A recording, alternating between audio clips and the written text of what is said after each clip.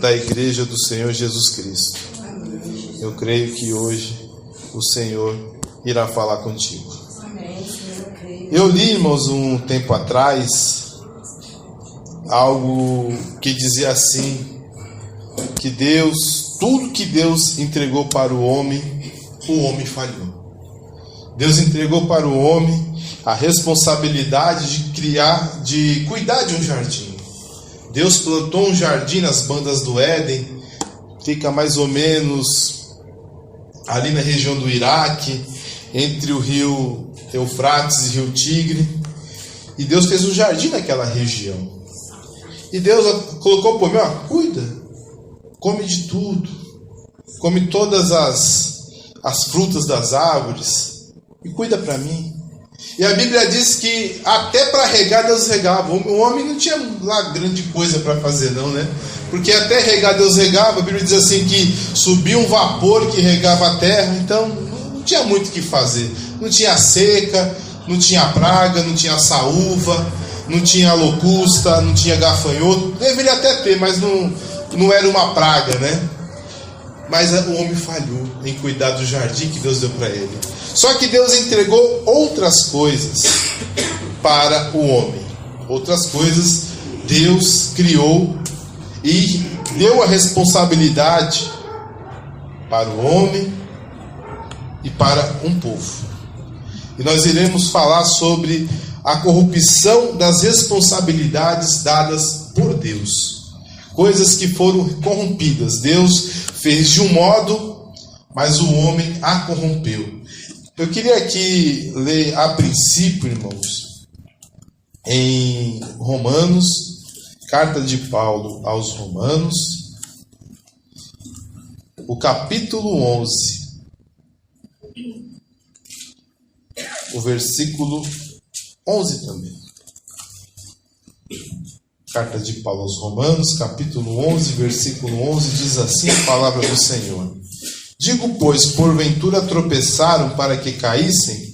De modo nenhum, mas pela sua queda veio a salvação dos gentios para os incitar à inveja ou à emulação. A emulação é a inveja que faz você competir com a pessoa porque você tem inveja. E se sua queda é a riqueza do mundo e a sua diminuição a riqueza dos gentios, quanto mais a sua plenitude. Porque convosco falo, gentios, que enquanto for apóstolo dos gentios, exalto o meu ministério, para ver se de alguma maneira posso incitar a emulação da minha carne e salvar algum deles. Porque se a sua rejeição é reconciliação do mundo, qual será a sua admissão, senão a vida dentre os mortos? E se as primícias são santas, também a massa o é. Se a raiz é santa, também os ramos são. E se algum dos ramos foram quebrados, e tu, sendo zambujeiro, fosses enxertado em lugar deles, e feito participante da raiz e da ceifa da oliveira, não te glorie contra os ramos. Se contra eles te gloriares, não és tu que sustenta a raiz, mas a raiz a ti. Amém? Amém. Aqui Paulo estava falando que Deus escolheu a nação de Israel. E eles caíram e Deus nos colocou como também o seu povo. E eu queria falar, irmãos, de coisas que Deus colocou para o homem fazer. Não foi apenas Israel que foi escolhido por Deus para uma responsabilidade. A Bíblia diz que Deus escolheu a Israel como um povo santo para ser a luz das nações. Para que fosse o modelo ao qual as nações deveriam olhar, se espelhar e assim viver. E a igreja, o Senhor escolheu um povo, indivíduos de toda raça, língua, nação e tribo, e Deus, através do seu Filho Jesus, os fez rei e sacerdotes, e reinarão com Cristo para todos sempre. Então aí já falei de dois povos ao qual Deus deu uma responsabilidade. A igreja tem uma responsabilidade. A igreja é a coluna e sustentáculo da verdade. A igreja, ela foi chamada para ir e pregar o evangelho a toda criatura, ensinando-as a guardar todas as palavras de Jesus, batizando-as em nome do Pai, do Filho e do Espírito Santo. Essa é a nossa missão. Mas há outras responsabilidades que Deus criou. A primeira de todas eu falei, que foi que Deus criou um jardim e deu para o homem. Mas o homem falhou. Mas tudo que Deus criou e deu para o homem falhou. O homem e a mulher, obviamente, né? A humanidade falhou em cuidar das coisas que Deus deu para eles. Foram todos nós que falhamos. E eu quero mostrar aqui para os irmãos aonde está a corrupção daquilo que Deus criou para que pudéssemos fazer conforme a vontade de Deus. Após o Senhor Deus ter criado o jardim, e tanto a mulher quanto o homem, Adão e Eva, ter falhado, se deixaram se enganar, deixaram ser iludidos pela serpente e pecaram, Deus, ainda antes da falha deles, Deus casou Adão e Eva. Não é verdade? Quem casou Adão e Eva? Foi o pastor? Foi eu? Foi a mãe deles? Não, foi o próprio Deus. Deus casou. Deus foi o casamenteiro de Adão e Eva. Está aqui, ó, sua esposa. Está aqui, ó. Tem umas histórias meia doida de Lilith. Não leva muito a sério, não, que acaba corrompendo a sua mente. Eu estudei um pouquinho de Lilith. Achei interessante a história, mas a historinha da carochinha, né? Não dá para acreditar muito, né? Que ela foi lá para o Mar Vermelho, se ajuntou com Satanás, fizeram um plano para derrubar Adão e Eva, né? E é um negócio meio pornográfico também, não é muito interessante. Vamos para a palavra de Deus, né?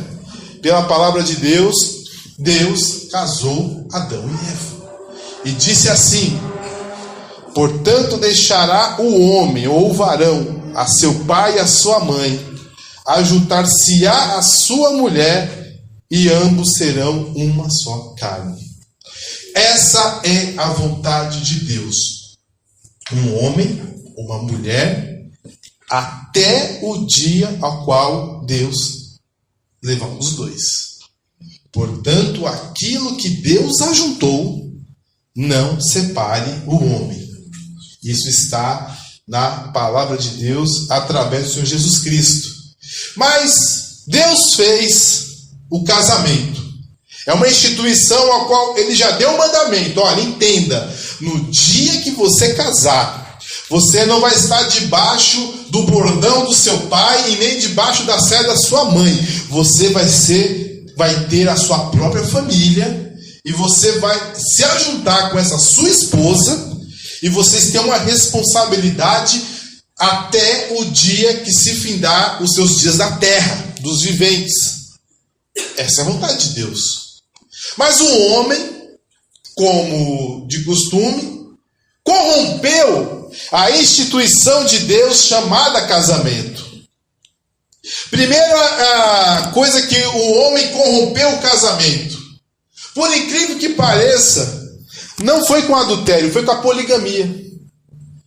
Os homens na época de Noé, antes de Noé entrar na arca, pelo que eu entendo, podia até ter adultério, mas a Bíblia não diz muito sobre adultério dos tempos antes da arca. Mas de poligamia, houve um homem que desrespeitou o mandamento de Deus, chamado Lameque. Ele tomou para si 2 esposas.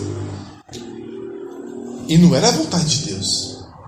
Ele sabia qual que era o mandamento de Deus, que era um homem ou uma mulher, mas ele, na sua arrogância, um dos netos de Caim, foi rebelde, assim como o seu avô, e tomou para si 2 mulheres. E não era para fazer isso. E a poligamia é uma corrupção do casamento. Porque pensa bem, minha irmã. Você vai gostar, vamos dar um exemplo aqui. Eu sou casado. Aí, né, o tempo passa, o tempo voa. Eu falo, quer saber? A minha esposa tem 40 anos, eu vou casar com mais uma de 20. Aí eu coloco do lado do quarto dela. Aí tem o quarto dela, e tem o quarto da de 20, e eu durmo no outro quarto. Aí eu pego o dia para saber qual é o dia que eu vou me ajuntar com uma das duas. Eita, olha que homem forte. E as mulheres não sofrem? Será que as mulheres não ficarão diminuídas? Não vai haver uma competição? E nós vemos na palavra de Deus o quão a poligamia foi mal. Os irmãos viram que a poligamia de Jacó trouxe só tristeza para ele.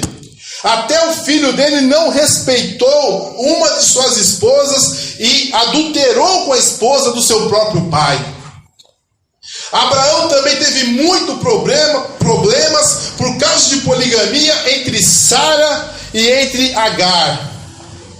Elcana teve muito problema de poligamia por causa de Penina e por causa de Ana, porque Penina provocava Ana, porque Penina tinha filhos e Ana não tinha. Agar provocava a Sara, porque Agar tinha concebido de Abraão e Sara não. A Leia também provocava a Raquel, ainda que Jacó amasse muito Raquel, quem dava filhos era a Leia, a Raquel não dava, e ela corrompeu tudo. Ela, então toma minha serva Bila, toma aqui minha serva, não, Zilpa, toma aqui a minha serva Zilpa, e tenha filho por ela. E o homem aceitava. Mas é a confusão que acontecia. Vocês viram o problema que foi a casa de Davi, que era uma casa polígama. Davi tinha diversas mulheres e irmão matou irmão. E filho tentou matar pai. A poligamia é uma corrupção que não traz nenhuma harmonia para o lar. Os irmãos falam, mas por que não está falando isso? Essas coisas não existem. Existe sim. Ainda existe poligamia no mundo. Não na nossa cultura ocidental. A poligamia é totalmente errado. Não é uma forma aceita pela nossa cultura. Mas se você for na Índia, se você for na África, a coisa é complicada. Os irmãos dizem assim que os missionários, eu via os relatos deles na Índia, chegava lá, o homem tinha 4 mulheres. Vai fazer o quê? Vai expulsar 3? Vai ficar com uma? E os filhos daquelas mulheres? Aquelas mulheres não trabalham, aquelas mulheres não têm estudo. O que faz com as 3 coitadas? Aí que eles pediam? Faz o seguinte: você vai ser casado com a primeira. É a primeira que vale. E as outras 3 você vai cuidar. Mas você nunca mais toca nelas. É assim que eles fazem. É assim que funciona. Mas foi assim que começou a corrupção do casamento. Era um homem para uma mulher. Mas, por causa da força, por causa que o homem se impôs, o homem macho, o homem masculino, se impôs pela força, cuidando, fazendo metalurgia, fazendo armas, cuidando de gado, caçando. O homem se impôs e tomou mulheres para si. Quanto mais forte, mais poderoso era o homem, mais mulheres ele tinha e mais respeitado ele era, para falar a verdade. Mas era um respeito de uma corrupção. Amém? Mas também tem o adultério. O adultério também é uma corrupção do casamento. Deus criou um homem e uma mulher. Mas, infelizmente, tanto homens quanto mulheres acabam enveredando pelo adultério. E o adultério ele tem um problema muito sério, que é o problema da confiança e o problema da corrupção mesmo em si. É a mistura. Ao invés de ser algo puro, ao invés de ser algo sem manchas, sem máculas, quando há o adultério, é quebrada essa confiança, é quebrada essa pureza. Mas infelizmente isso aconteceu e acontece. Homens de Deus adulteraram. Homens de Deus como Davi, que tinha trocentas mulheres. Ele podia escolher a mulher que podia casar, mas ainda assim adulterou aquele homem de Deus, cometeu o adultério. E trouxe consequências. O filho do adultério morreu. E ele teve que matar enviar o seu soldado valoroso chamado Urias o Heteu, para que pudesse casar com aquela mulher que estava grávida, enquanto a mãe estava lá lutando, se matando. Teve que matar aquele homem. E o adultério tem destruído muitos casamentos, tem acabado com a confiança de muitos homens, muitas mulheres. Alguns, pela graça de Deus, conseguem perdoar o adultério, mas outros não. Outros sofrem por toda uma vida e perdem a confiança, não conseguem mais se relacionar. E devemos ter, irmãos, o máximo de cuidado possível para não magoar. O grande mandamento de Deus é amar o Senhor de todo o coração, de toda a alma, de todas as suas forças, e amar o próximo como a ti mesmo. Sempre que nós pensarmos em fazer algo, temos que pensar assim: isso agrada ao Senhor? Isso vai magoar a minha esposa? Isso vai magoar o meu esposo? Pensa assim. E nós não vamos falhar. E também outro motivo, muito simples. No meu lugar, eu gostaria de passar por isso? Não é verdade? Você ia gostar de passar? Né? Porque às vezes a pessoa é muito ligado aos seus desejos, à sua carne, e passa por cima de tudo, mas quando passa por aquela situação, não se conforma. Então nós olhamos assim: eu gostaria de passar por isso. Façais para os outros aquilo que você espera que os outros façam por você. Esse é o mandamento de Deus. Pensa bem. A tentação é forte? Sim. Todos nós somos tentados. Ninguém está alheio e isento de pecar. Cada um tem seu pecado, tem que lutar. Alguns é cachaça, alguns é cigarro, alguns é jogo, alguns é adultério, alguns é fornicação, alguns é homossexualismo, alguns é roubo, alguns é assassinato. Cada um tem que lutar com o seu pecado. Agora, o adultério, e para muita gente é normal, né?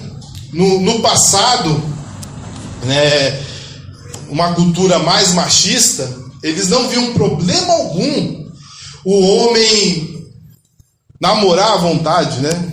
Ter várias namoradas, é casado, mas tem várias namoradas, né? Aí tinha a oficial e tinha as filiais. Não, isso é uma corrupção, porque os filhos do adultério não são cuidados, e aquelas mulheres também não são cuidadas.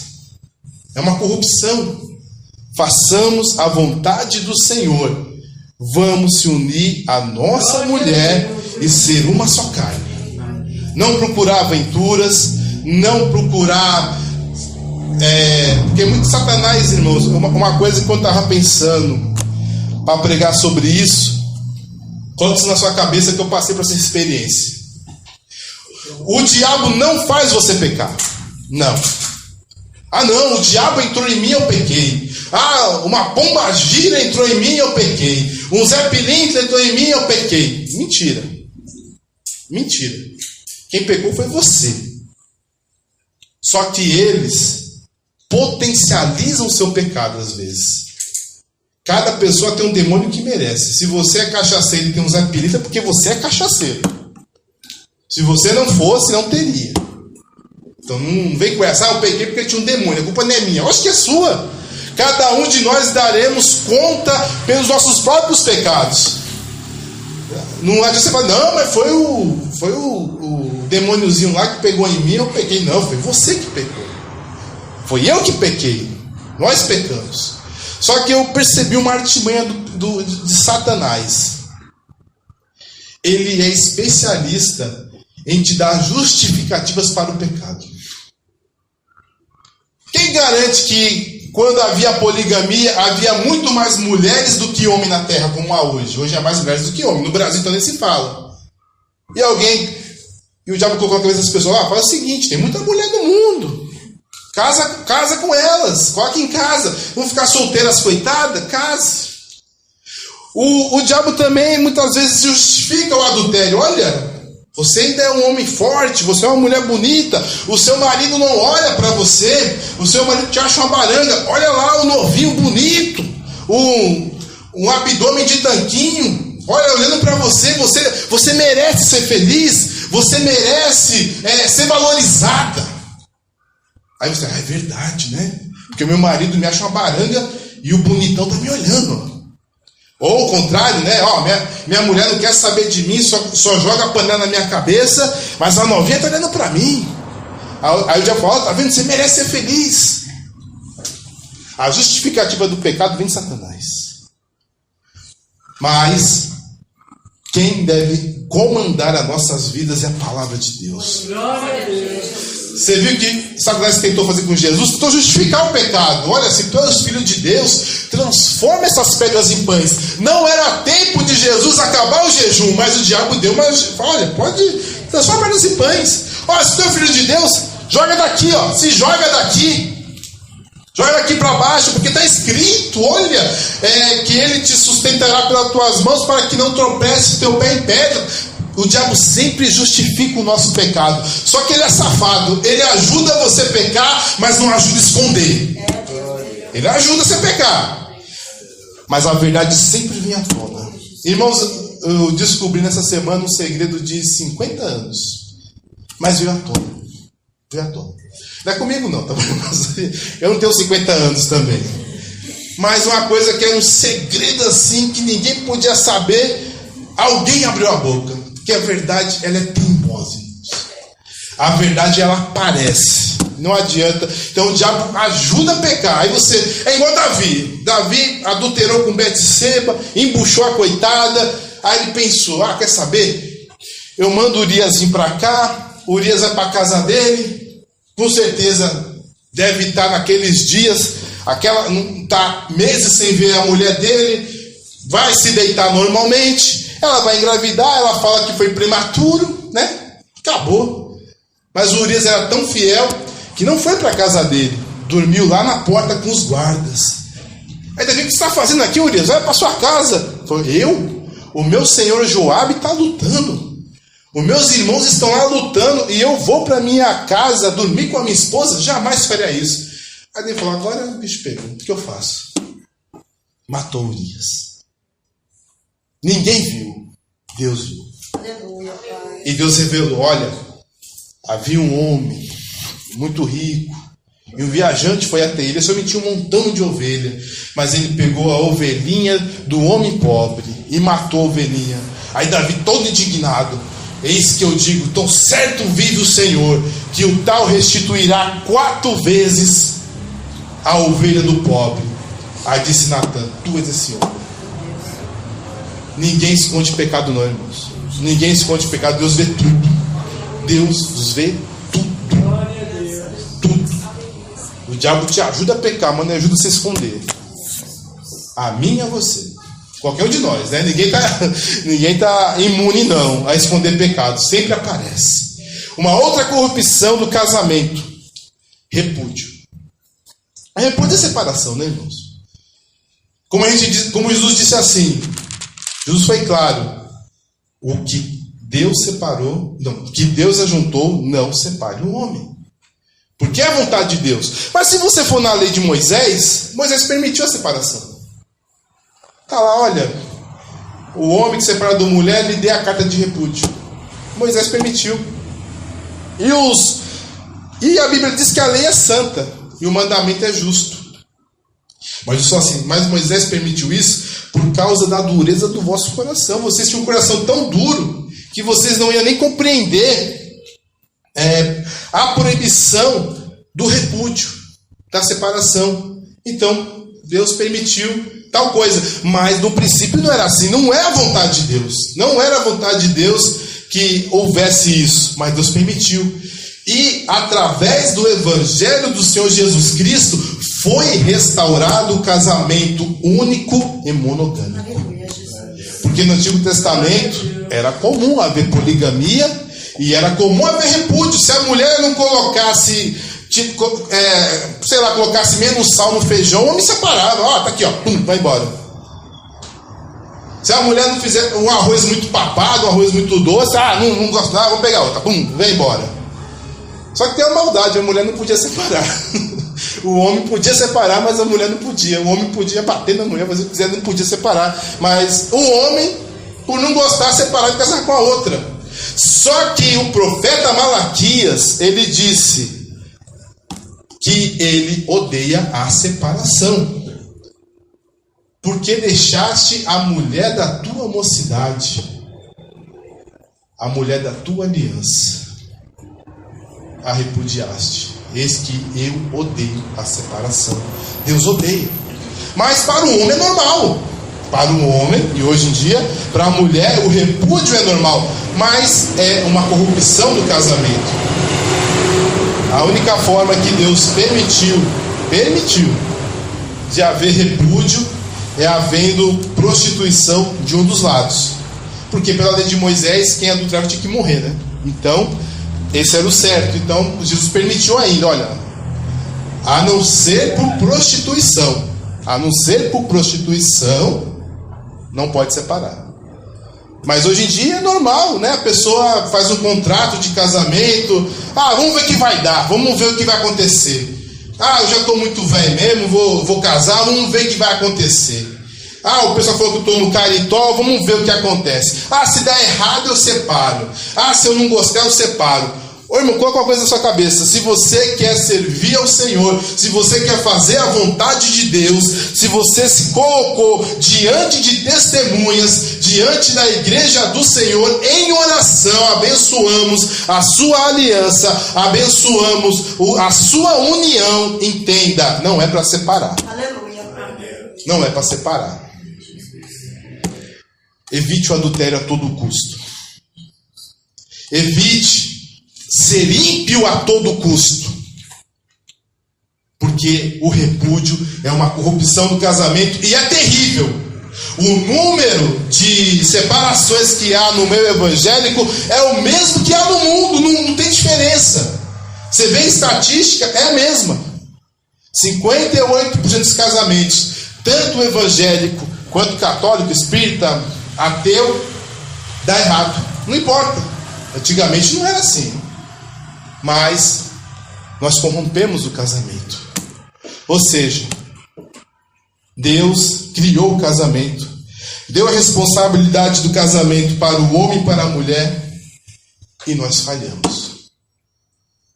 Eu vou contar uma coisa que eu ouvi até do pastor Cláudio Duarte, creio que os irmãos conhecem, que ele disse assim que ele ouviu de uma liderança LGBT, os jornalistas bravos, esses evangélicos, as leis não passam lá no Congresso de isso, daquilo, para que possa haver mais liberdade para a comunidade LGBT, não sei das quantas, eles são muito preconceituosos, eles são discriminatórios, aquela coisa toda. Aí essa liderança disse, não se preocupa com os evangélicos. Como não? A Bíblia diz que essas práticas são erradas pela Bíblia. No Antigo Testamento até matava. E como você diz para não se preocupar? Ele fala assim, há 50 anos atrás, evangélico não se separava, hoje se separam. E é normal, são pastores, são líderes de igreja, são bispos de igreja, e para eles está tudo certo. Daqui a 10 anos está normalizado o homossexualismo. Vocês estão percebendo que tem um montão de cantor homossexual? Mas ele é uma bênção. Eu fiquei sabendo ontem que um dos cantores aqui, sinta-me um abraço, blá blá blá blá blá blá. Todas as pessoas sabiam que ele era homossexual. Os seus empresários, os seus pastores, os tocadores, os back vocal, todos sabiam que ele cantava as músicas sempre sofrendo, que as pessoas são infiéis, que as pessoas não compreendem ele. Mas era a incompreensão que eles não compreendiam a sexualidade dele. Aí ele desabafava com Deus. Olha a corrupção. Olha a corrupção. As pessoas mudam, mas a gente vai ser julgado pela palavra. Não é nem por Jesus. Jesus falou assim, olha, eu não vou julgar ninguém, eu não julgo ninguém. Quem julga é a palavra. Você vai ser julgado pela palavra. Aí fala assim, vamos pregar algo mais interessante, algo melhor para a igreja, que alegre a igreja, que a igreja se sinta bem, que a igreja se... Tá bom, mas eu posso até pregar coisas que alegrem o seu coração, mas o que alegra o coração do homem é enganoso. Você tem que olhar como deve ser a sua vida para com Deus. Nós temos que... Paulo falou para Timóteo, aprenda isso comigo, se eu tardar, coloque isso no seu coração, para que possam andar dignamente na casa de Deus, que é a sua igreja, o sustentáculo e a coluna da verdade. Nós temos que saber andar dignamente, irmãos, na casa de Deus. Muitos vêm para a casa de Deus e pensam que é só receber oração, é só ouvir hino, é só receber palavras de incentivo. Não, a casa de Deus é um lugar ao qual nós temos que saber andar dignamente. E não só na casa de Deus. Nós somos a casa de Deus. E ela tem que ter, ela tem que parecer ser casa de Deus. Ela tem que ser casa de Deus. Ela não pode ser suja, ela não pode ser bagunçada, ela não pode ser relaxada. A casa de Deus, ela tem que ser asseada, cuidada, e a santidade convém à sua casa. Seja santo em toda maneira de viver. Porque, irmãos, infelizmente, o meu povo perece por falta de conhecimento. Porque tu, sacerdote, não ensinaste ao meu povo. Irmãos, a Bíblia diz assim: não quereis de vós ser mestre, porque padecereis de maior juízo. Porque quem conhece, por exemplo, você é pai e mãe. A criança sabe o que é certo e o que é errado? Quem tem que ensinar? É o pai e a mãe, irmãos. A criança não sabe de nada. A criança vai vendo os limites dela. Coloca a mão na tomada, quebra as coisas, tá nem aí. O pai e a mãe que tem que, tem que corrigir. Assim é a casa de Deus, aquele que Deus colocou como bispos, anciãos, presbíteros, pastores, mestres, doutores. Eles têm o dever. Ele não tem nem que pensar duas vezes, tem um dever de ensinar.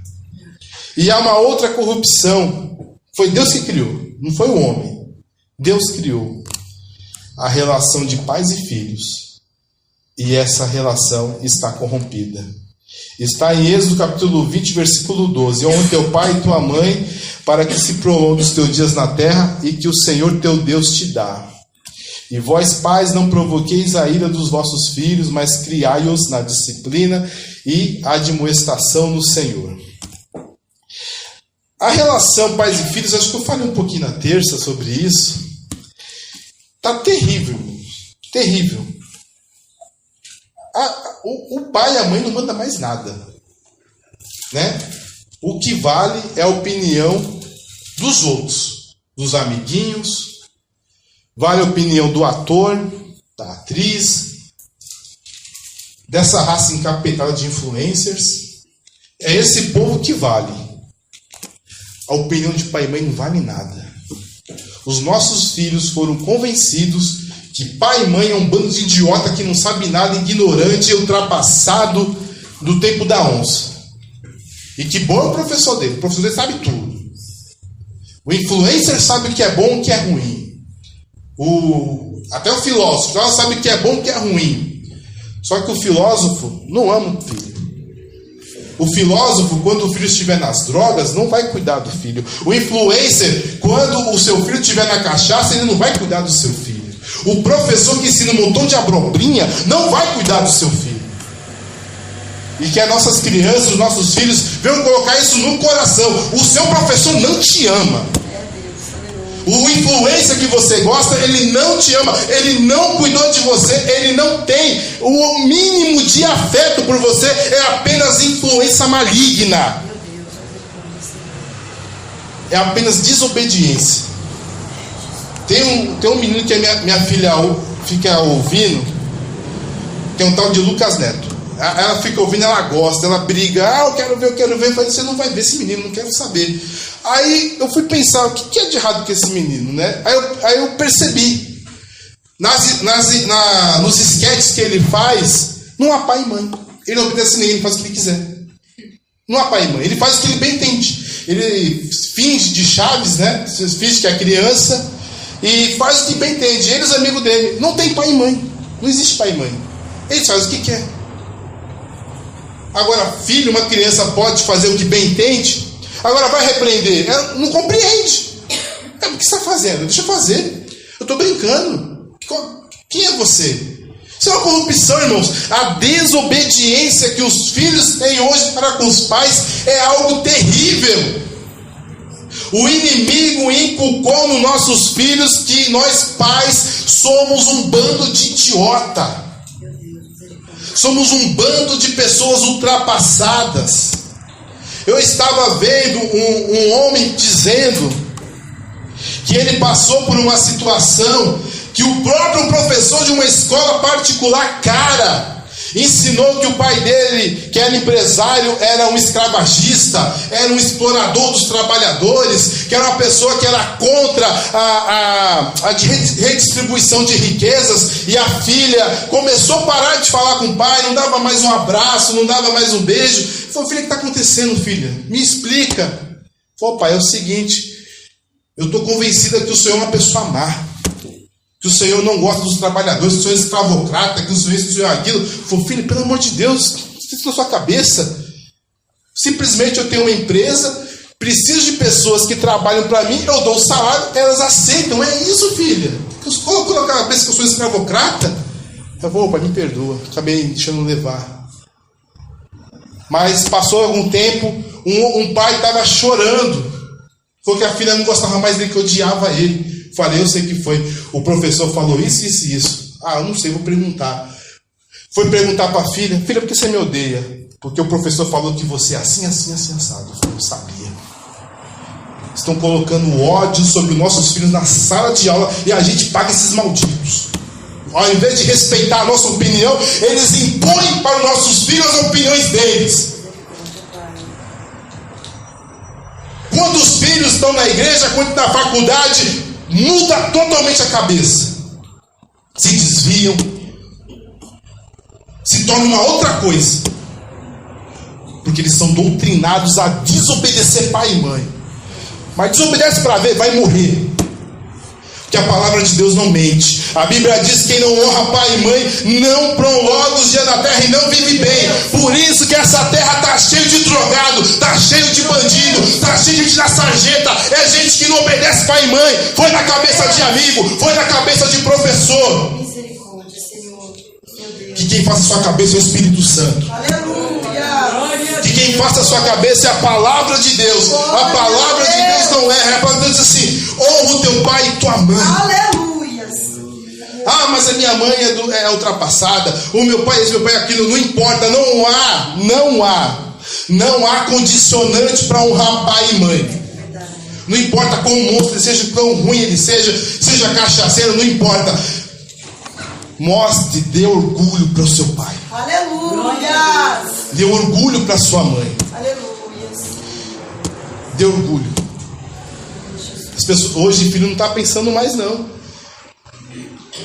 Se a mãe vai ficar triste, se o pai vai entristecer, se vai envergonhar o pai, tá nem aí, pessoal. Peca mesmo, vai usar drogas, vai usar cachaça, vai mudar sexo. Que é impossível, né? Vai se mutilar, na verdade, vai se mutilar. Tá nem aí com o que o pai diz. Ah, eu ando assim mesmo, eu falo assim mesmo, eu vou para lá mesmo. Pelo amor de Deus. Você acha que pode dar certo uma relação dessa? Mas foi o próprio Satanás que corrompeu nossos filhos. Eles estão nem aí. São desobedientes e desonrosos. Que o Espírito de Deus nos dê graça, irmãos. Porque aí vem também uma corrupção nossa. Os pais estão alienados. Os pais estão muitas vezes terceirizando o cuidado com os filhos. Está terceirizando para a escola. Está terceirizando para o programa de televisão. Está terceirizando até para o professor da escola dominical. Mas a gente viu que uma senhora do Candomblé disse assim: olha, a gente tem que entrar nas escolas dominicais e corromper as crianças. Não terceirize a responsabilidade de ensinar o que é certo e o que é errado para os colocarem nos caminhos. Mas assim, pais, não provoquei a ira dos vossos filhos, mas criai-os na disciplina e a admoestação do Senhor. É nossa, irmãos. Deixa o professor não. O professor vai falar assim que não tem problema a menininha gostar da menininha. O professor vai dizer assim que não tem problema o menininho gostar do menininho. Existem essas porcarias, irmão, pelo amor de Deus. A gente tem pessoas que são professores aqui. Eu posso colocar para eles falar. Que eles têm até medo. Falam assim, olha, não sei o que eu faço. Estou falando que eu tenho que ensinar isso. A gente tem professores aqui. Não estou mentindo, não estou inventando moda. Está normal. Não terceirize. Não aliene seus filhos. Não transforme ele em um alien. Não deixa o celular educar o seu filho. A responsabilidade é minha e sua. Glória a Deus. É que eu ouvia lá na minha juventude. É melhor apanhar da mãe do que morrer da rota. Né? Porque a mãe cria, mas a rota mata. Não é verdade que eles diziam assim, né? Hoje é mais fácil matar alguém da rota do que a rota matar alguém, né? Mas na minha época era diferente. O bicho pegava. E muita gente que desobedeceu pai e mãe morreu debaixo de cacete mesmo e debaixo de chumbo. Que foi dar uma de bandido, foi dar uma de valentão, que roubava, que matava. O policial não tinha paciência e matava. Hoje não dá mais não, né? Mas isso acontecia. Mas vai preso, vai pra sarjeta, desonra pai e mãe. Não adianta nada. Desonrar pai e mãe não resolve nada. Mas até diz, né, a palavra do Senhor, o sábio Salomão em Provérbios: fustigai a criança com vara, tu a fustigará e a livrará a sua alma da morte. Ensine o menino o caminho que deve andar, e mesmo quando crescer, não se desviará dele. Pai e mãe, Marcelo, educai seu filho. Mostre o que é certo, mostre o que é errado. Não deixa a televisão dizer o que é certo e errado. Para a televisão tudo é normal. A vida desse pessoal é um desastre. Tem cara que casou 10 vezes, 7. Tem um filho casou 7, tem filho de 10 mulheres. É por aí mesmo, é tudo ruim. Eu vi uma mulher dizendo que é uma atriz que falou que todos os atores aqui são bissexuais. Porque todos são bissexuais. Mas é normal isso. Então, se a gente deixar na mão tudo que nós ouvimos, nós somos influenciados. Na minha casa, eu estou pondo um filme de 1928. Eita, homem bravo. Eu e minha avó veio. Nem minha esposa veio. Nem minha avó nessa época. Mas assim, é para ter uma educação pura. Livrando nossos filhos do mal. A verdadeira religião para com Deus e Pai é aquela que visita os órfãos e as viúvas de suas necessidades e se mantém incorruptível do mundo, pura do mundo. Irmãos, nós estamos no mundo, mas nós não somos do mundo. Amém. Os nossos filhos são herança do Senhor. Glória a Deus. É herança. Aleluias. Foi Deus que deu. Amém. Os filhos são herança do Senhor. O fruto do ventre, o seu galardão. Glória a Deus. Aleluias. É um prêmio que Deus dá para nós. Amém. Não é um fardo. Pai e mãe, filho não é fardo. Filho não é problema. Filho é bênção. Glória a Deus. Aleluia. Mas toda a bênção tem que lutar. Jacó, para receber a bênção dele, o que ele fez? Lutou a noite toda. Israel, para receber a bênção, ficou 40 anos no deserto. Davi, para virar rei, ficou, se eu não me engano, 13 anos no deserto. Ou mais, 17 anos no deserto, nas cavernas, fugindo aqui, fugindo ali, mas ele virou rei. Não existe bênção sem luta. É uma luta cuidar do filho, é uma luta cuidar da filha, mas é bênção. Glória a Deus. É bênção. O seu filho pode ganhar milhões de almas para Jesus.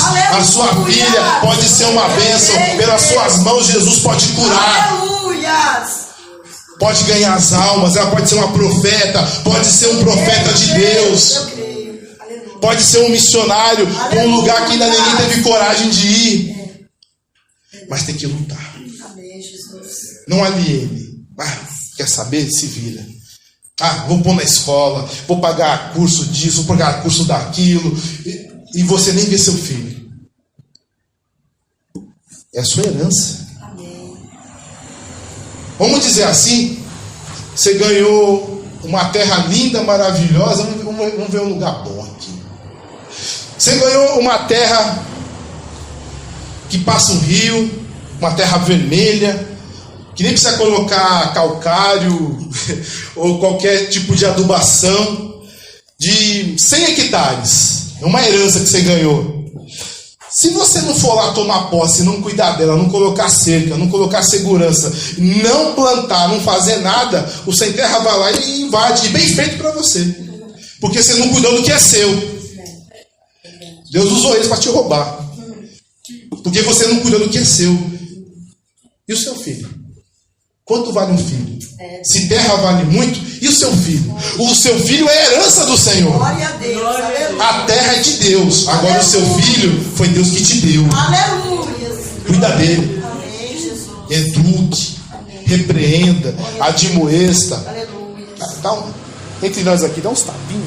Eu não dou, né? Mas dá uns tapinhos de vez em quando. Eu tenho um dó. Mas o certo é dar, tá bom? Dá um. Conserta, né? É conserto. Tá errado. Pra cá. Conserta um pouquinho. Vai crescer uma bênção. Amém. Vai crescer uma bênção. Tenha amor pelos seus filhos. Glória a Deus. Quem ama, cuida. Aleluia, Jesus. Quem não tá nem aí, ó. Quem não ama, não tá nem aí. É verdade. Agora quem ama, cuida. Aleluia, Jesus. Ame seu filho. Ame a sua filha. Aleluia, Jesus. Não só faça de tudo, mas faça o que é justo. Glória a Deus. Porque o amor, ele é justo, ele é benigno, ele se alegra com a justiça. Ele folga com a justiça. Seja justo com seu filho. Ensine o caminho certo. Mostre para ele que vale a pena ser uma pessoa fiel a Deus. E honrar pai e mãe. Aleluia, Jesus. Amém? Infelizmente foi corrompido pela, muitas vezes, a falta de amor dos pais.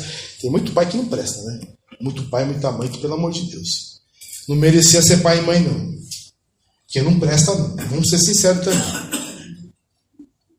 E tem muito pai que tá nem aí, né? Entope o filho, a filha de estudo, de escola, parece que nunca vê a filha, só nem à noite vê. E os filhos estão desobedientes e desonrando pai e mãe. Mas você foi avisado hoje. Ame seu filho. Eduque seu filho. Filho, obedeça o seu pai e honre o seu pai e sua mãe. Amém? Glória a Deus. Filho meu, não esqueça da doutrina da sua mãe e não abandones o ensino do teu pai.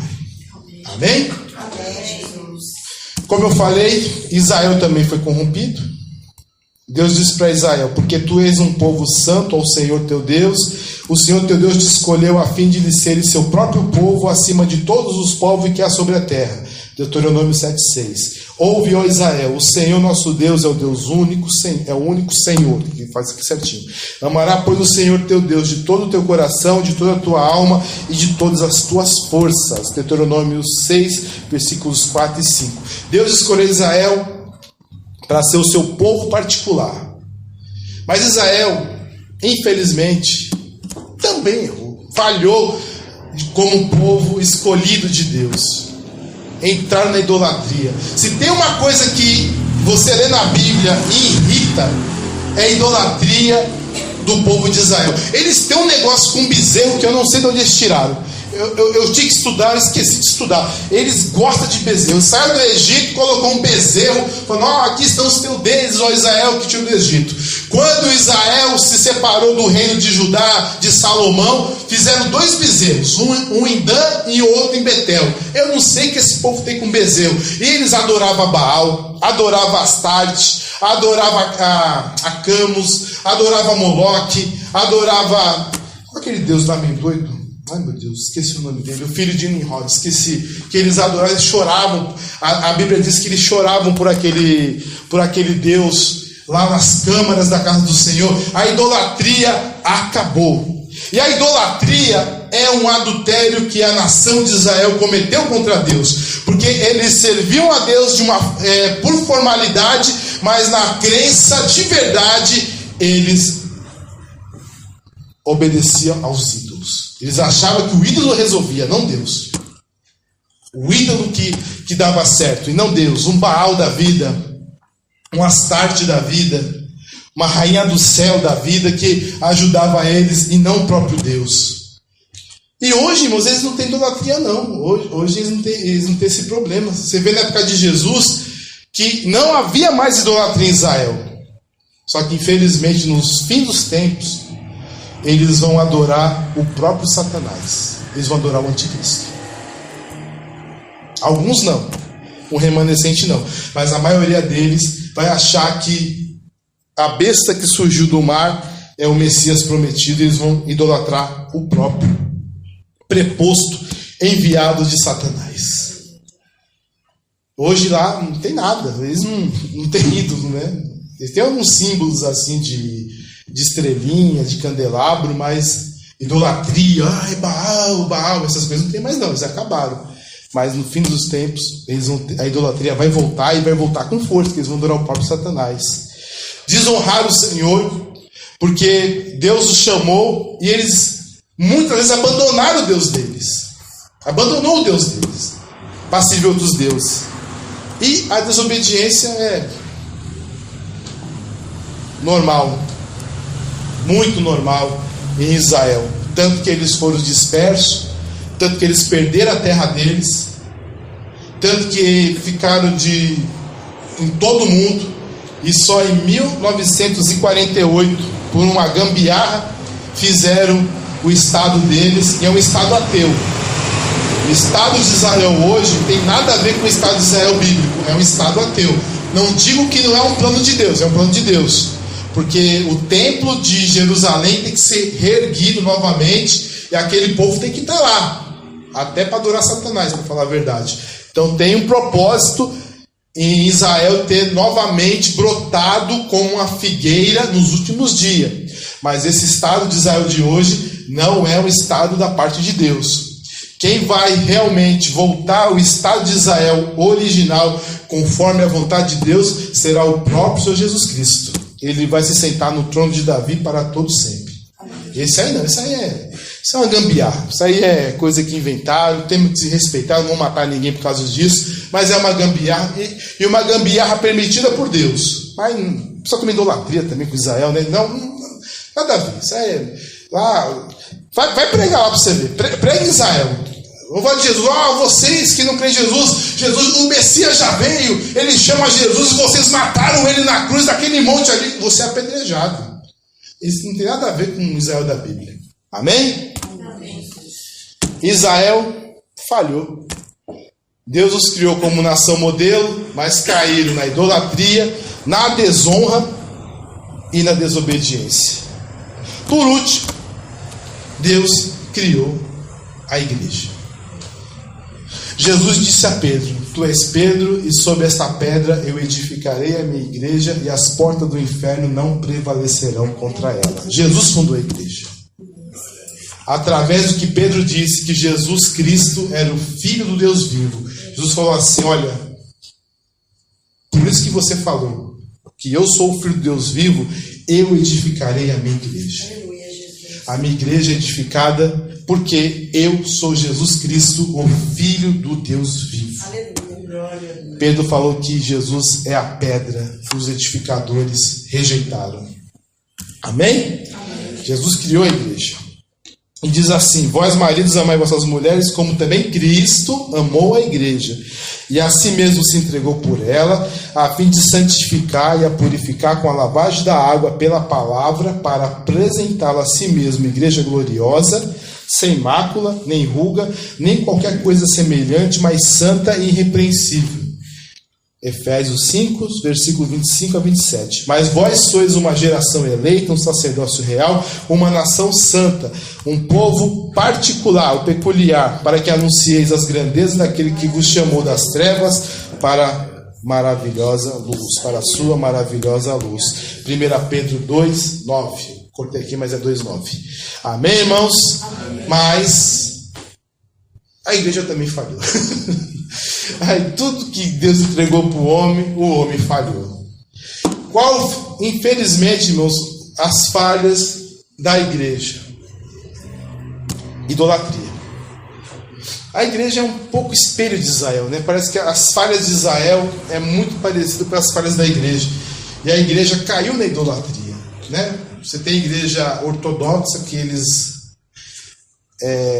cultuam através de ícones, de quadros. Eles não usam imagens, né? Como os católicos que a gente costuma ver. Mas eles cultuam quadrinhos, ícones. Essas coisas são iconoclastas. Eles têm essa adoração por ícones. Temos os católicos romanos, né, que realmente dobram o joelho em frente a imagens de santos, de Maria, de anjos, né? Anjos também dobram a imagem. Dizem que na idolatria, aí cria todo um conceito, tem idolia, hiperdulia e idolatria, e que eles adoram só a Deus. Não, é idolatria. Tudo que você coloca no mesmo patamar de Deus é idolatria. Até seu filho, até os seus bens, até o seu dinheiro, até a sua esposa, até a sua igreja. Se você colocar no mesmo patamar de Deus, é idolatria. Não põe na sua cabeça assim que o idólatra é o que dobra os joelhos em frente ao ídolo. Para Deus não. Para Deus não. Se você amar um filho mais do que Jesus, já é idolatria. Se você é um avarento, coloca o dinheiro acima de tudo, é idolatria. Se você coloca os seus bens acima de tudo, é idolatria. Se você coloca a sua igreja acima de Jesus, é idolatria. E essas falhas nós temos. Eu estava aqui pensando, quando estava elaborando esse estudo, que no ano de 2006, irmãos, eu fui acometido de uma crise espiritual. Por quê? Eu estava estudando sobre a maçonaria e eu descobri, para minha tristeza, que um montão de pastor que eu admiro era tudo maçom, mas assim, com assinatura, com foto. Não é boato, é realmente os caras participam da maçonaria. Aquilo acabou com a minha fé. Eu andei tropegando por uns 6 anos. Demorou a gente conseguir, né, ter aquele desejo de pregar a palavra. Eu falei, vou colocar esse povo no meio de que só quer dinheiro deles? Não vou colocar. Mas é o pastor tal. Você não quer nem saber. Não queira nem saber. São quase todos, para falar a verdade. Todos, na verdade. Quantos você conhece são maçons? Todos, sem exceção. Sem exceção, desculpa. São maçons. Servem a Jesus e servem a Gadu, o grande arquiteto do universo, que não tem Jesus como filho. E quando chega no grau 30, ele descobre que ele mesmo é Deus e que ele teve a luz de Lúcifer. Porque Lúcifer é o portador da luz e ele recebe a luz do próprio Lúcifer. E está pregando. É dono de igreja. Engana as pessoas.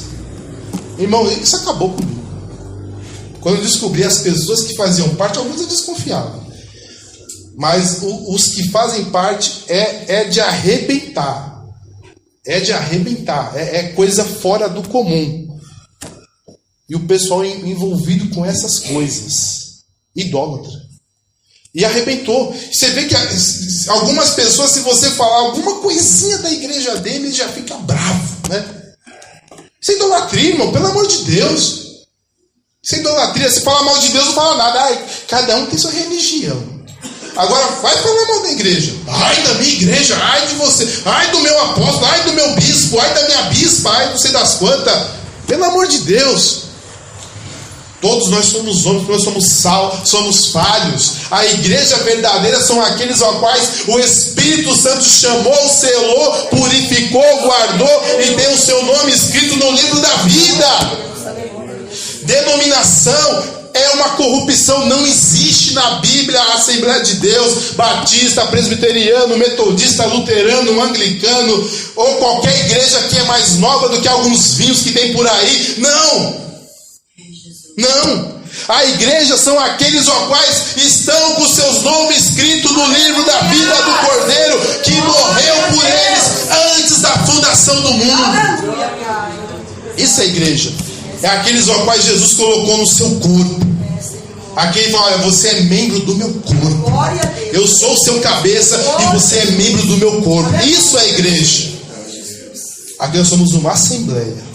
Nós somos um ajuntamento de salvos. Glória a Deus, aleluia. A sua igreja não é a Assembleia de Deus. A sua igreja não é batista. A sua igreja não é apostólica. A sua igreja não é isso, não é aquilo. Não.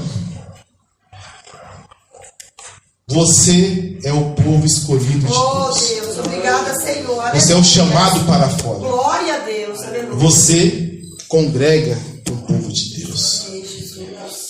Amém? Só que o povo de Deus tem idolatria com denominação, com instituições, com homens. A igreja idolatra homens. Olha, pelo amor de Deus, tem igreja que tem a foto do dono da igreja para você entrar. O que é aquilo? Qual é a diferença do Santo Antônio? Qual é a diferença do São Pedro? Nenhuma. Aqui eu confio, é a igreja do fulano de tal. Aí tem lá a foto lá do sorridente. É para ser honrado quem? É Jesus ou o homem? É para honrar Jesus ou ao homem? É idolatria, irmãos. É idolatria. Tem gente que acha que a sua igreja é a única verdadeira. A sua denominação, a sua instituição é a única verdadeira. Então temos um problema, porque a verdade é única. E a Bíblia diz assim que Jesus é o caminho, a verdade e a vida. Não pode ser uma igreja verdadeira e Jesus ser um verdadeiro. Um dos dois é de mentira. E eu digo com absoluta certeza: nenhuma igreja é a verdadeira. Verdadeiro é Jesus. Glória a Deus. Jesus é o verdadeiro. É o verdadeiro Deus, é o verdadeiro caminho, é o caminho ao qual você deve seguir. Esta igreja não vai te salvar. Essa denominação cristã não vai te salvar. A história desta igreja não vai te salvar. História de igreja nenhuma vai te salvar. Mas Jesus, pelo seu sangue, Ele vai te salvar. Glória a Deus, aleluia. Você é salvo, você se reúne com os demais salvos. Vamos parar de idolatria. Não vou falar de católico, não, que eu não sou católico. Eu sou evangélico, né? Nós somos cristãos salvos em Cristo Jesus, que cremos na Bíblia. Então a minha preocupação é dos cristãos que dizem que creem na Bíblia, a idolatria que tem com homens e idolatria que tem com instituições. Muito cuidado. Até com templo, né? Agora tem idolatria até com templo. Pelo amor de Deus, adore a Deus. Glória a Deus. Mas a igreja está falhando isso. Outro problema da igreja, que a igreja falhou: hierarquia monárquica. Lembra o que é isso? Onde você tirou isso? O que o pessoal fez foi o seguinte, irmãos.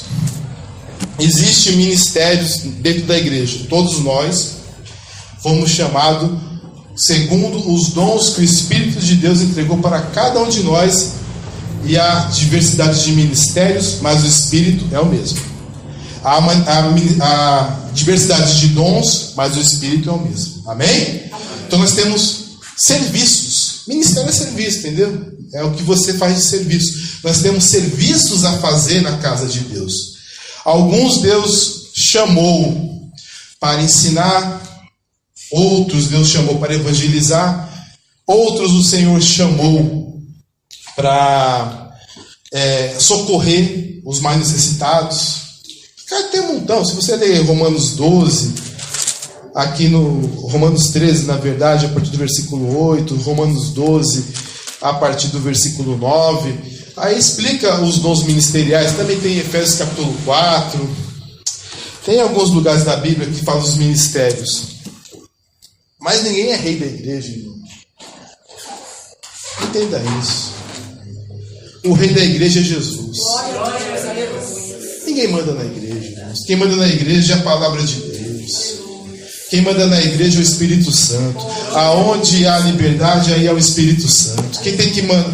Os filhos de Deus são guiados pelo Espírito de Deus e pela palavra de Deus.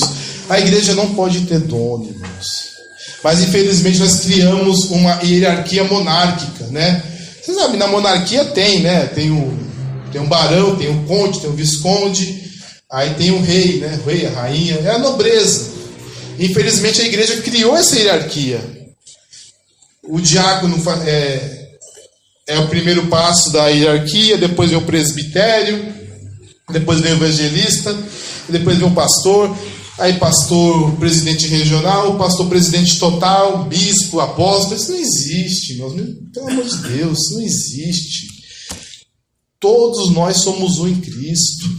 Jesus disse assim que o maior de vós é o servo de todos, é o escravo de todos. Não é o dono de todos, é o escravo de todos. Jesus falou assim que um dia teve uma briga, está em Marcos capítulo 9, entre os apóstolos, para saber quem era o maior deles. Houve uma discussão, uma contenda entre eles. Ah, eu sou maior, eu sei das quantas, eu vi Jesus junto com Moisés e com Elias. Olha, Jesus me chamou, eu estava lá no barco. Ficavam brigando para ver quem era o maior. Disse assim, olha, nas nações do mundo, as pessoas são comandadas pelos príncipes e os príncipes exercem sobre elas com autoridade. Mas entre vós não será assim. O maior de todos deve ser escravo de todos. Não temos hierarquia, nós temos funções. Eu não mando no meu irmão. Paulo diz assim, quando um pastor repreender alguém mais velho, repreenda como se ele fosse seu pai. Você vai repreender uma criança, repreenda como se fosse a sua filha. Vai repreender uma mulher como se fosse a sua filha. Não é que eu não sou seu chefe. Amém, irmãos? É difícil entender assim. Eu não sou o seu chefe. Eu não mando em você. Você faz o que você quiser. Eu te ensino. Eu te redargo. Eu te admoesto. Mas eu não mando em você. Eu não sou o seu chefe. Você faz aquilo que está no seu coração. O meu dever é te ensinar, mas não te obrigar. Eu proponho, eu não imponho. Entendeu? Proponho, não imponho. Não vou impor nada a ninguém. Ensina a palavra do Senhor. Deve-se ter total paciência para ensinar os nossos irmãos e as nossas irmãs, porque todos nós queremos ir para o céu. Se o Senhor nos deu uma responsabilidade, uma capacidade de conhecer, para que possamos redarguir a igreja, usamos isso. Eu não sei nada não, irmão. Eu sei algumas coisinhas. Tem coisas que eu não sei. Às vezes eu leio assim, mas também tem coisas que não interessam, para falar a verdade, né? É umas besteiras também. Mas das coisas de Deus, o que nós sabemos, devemos passar para os irmãos. Glória a Deus. E se os irmãos também souberem, passe para a gente. Porque numa igreja pode haver vários anciãos. Sabia disso? Pode haver vários pastores numa igreja. Não precisa ter um pastor. Só que tem que ter unidade. Né? Porque um pensa uma coisa, tem pessoal que aí a casa vira uma bagunça. Né? Tem que haver unidade na casa de Deus. Os anciãos têm que ter unidade e união, para que um fale uma coisa, outro fala, mas que está falando a verdade. Aí já fica complicado. Por isso que tem que ter unidade daqueles que são chamados para ensinar, redarguir e para serem os cuidadores. O pastor, ele não é o dono da igreja. Ele é o zelador da igreja. O zelador do meu prédio é o dono do prédio? Coitado, eu posso mandar ele embora que ele quiser. Ele não manda no prédio, mas ele cuida do prédio. Assim é o pastor. O pastor, ele não manda na igreja, ele cuida da igreja. Ele cuida do rebanho, ele tem cuidado do rebanho. Ele coloca o rebanho de Deus, não dele, para que não venha ser enganado, para que lobos ferozes venham destruir o rebanho do Senhor. Ele tem cuidado com as coisas de Deus, mas ele não é o dono da igreja. A Bíblia diz que Jesus é o bispo e pastor das almas. A sua alma pertence a Jesus e não a essa igreja. E espere que a igreja nenhuma. Amém? Amém. Porque só vai para o céu aqueles que são dele. Se você é da igreja tal, a igreja tal não está no céu não. Onde eu ouvi o irmão falando que ele foi para o céu, não sei se é verdade, mas ele falou que foi para o céu, aí ele andou lá nas ruas de ouro, ele olhou assim, né? Ele falou, irmão, uma coisa que eu não vi lá no céu, eu não vi igreja no céu. Então assim, se você é da igreja tal, você não vai para o céu, porque lá não tem assembleia, lá não tem menonita, lá não tem presbiteriano, não tem batista, lá está o povo de Deus. Quem é de Deus vai para o céu. Amém? Outro problema da igreja. Casamento com os poderes do mundo. É uma coisa muito séria, irmãos. A igreja se misturou com o mundo, sendo que a Bíblia diz claramente que nós temos que se separar do mundo, não casar com o mundo. A igreja quer estar junto com o mundo, quer governar junto com o mundo. Eu digo para você, cristianismo e governo não combinam. Se o governo colocar o que o evangelho diz nas leis, irmãos, nós somos ovelhas na mão de lobo, porque o cara vai te matar, você não pode prender ele, tem que perdoar. O cara vai estuprar sua filha, você não pode prender, você tem que perdoar. Porque o evangelho não é feito para ser uma doutrina estatal. O evangelho é uma novidade de vida, é para você ser uma nova criatura, não um novo estado, uma nova criatura. E quando a igreja se ajunta com o mundo, com o estado, acaba com tudo, irmãos. Vira uma salada, né? Às vezes, aí quando faz errado, vira uma salada. Não dá certo igreja com o mundo. A igreja é o povo particular de Deus. Não podemos impor as nossas leis para o mundo. Infelizmente o mundo impõe as suas leis sobre nós. Desobedeça, por favor. Não é porque o mundo diz que você pode usar drogas, você vai usar drogas. Não é porque o mundo diz que você pode abortar, que você vai abortar. Não é porque o mundo diz que você pode deturpar o seu corpo, que você vai deturpar o seu corpo. Desobedeça, pelo amor de Deus. Obedeça a Deus. Ah, mas eu posso ir preso. Não tem problema não. Vá para o céu. Sofra como cristão. Esse casamento do mundo com a igreja nunca deu certo. Queimaram pessoas, mataram pessoas, prenderam quem não devia. Nunca deu certo. Mas, infelizmente, houve um casamento. Você sabe que tem igreja que o dono é o monarca, né? A igreja da Inglaterra, agora, o dono é o rei Charles III. Ele é o dono da igreja da Inglaterra. Não é Jesus, né? É o rei Charles III. Aí tem o rei da Suécia, ele é o patrono da igreja luterana. Não combina.